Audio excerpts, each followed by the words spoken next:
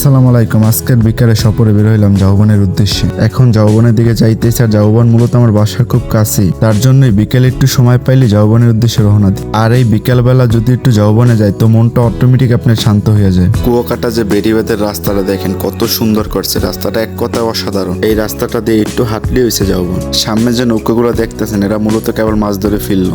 বলতে বলতে কখন যে ঝাউবনের ভিতরে চলে আসলাম তা নিজেও বুঝতে পারলাম না। বিকালবেলার বাতাসে যখন ঝাউবনের পাতাগুলো দুলতে থাকে মনে হয় চারপাশ যেন জীবন্ত হয়ে উঠছে।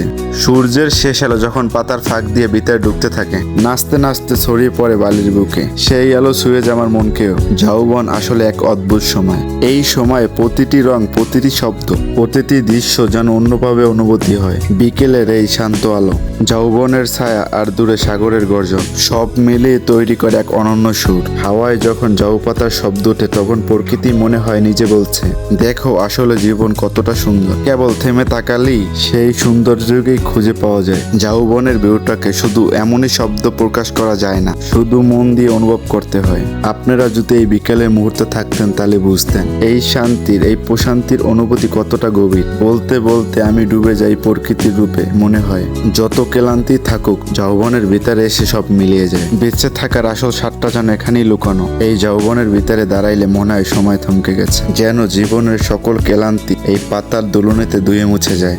বাতাসে লবণাক্ত সাগরের গ্রাম, ঝাউ পাতার ছায়া আর বিকালের সোনালি আলো সব মিলে এক অপার প্রশান্তি মিলিয়ে পড়ে চারপাশে। জীবনের দৌড়ঝাঁপে আমরা অনেক কিছুই ভুলে যাই, কিন্তু প্রকৃতির সামনে দাঁড়াইলে বুঝি আমাদের আসল প্রয়োজন হলো একটু শান্তি, একটু প্রশান্তি আর মনকে হালকা করার কিছু মুহূর্ত। ঝাউবনের ভিতর দিয়ে হাঁটার সময় এটাই সবচেয়ে বড় উপলব্ধি। এই বয়সটা যেন ঝাউবনের মতোই সবুজ, দৃঢ় আর আশায় ভরা। ঝড় আসলেও ভেঙে পড়ে না, বরং দাঁড়িয়ে থেকে জীবনের গান শোনায়। আপনারা যদি কুয়াকাটা আসেন তো ঝাউবন অবশ্যই ঘুরে যাবেন। ঝাউবন কিন্তু কুয়াকাটা থেকে একদম কাছে। কুয়াকাটা থেকে মাত্র 3 কিলো দূরে। চাইলে বিকেলবেলা হাইটে আসতে পারবেন। এইখানে আইসে যদি এই সৌন্দর্য দেখেন মনে হবে আপনি এখান থাইকে যাইতে।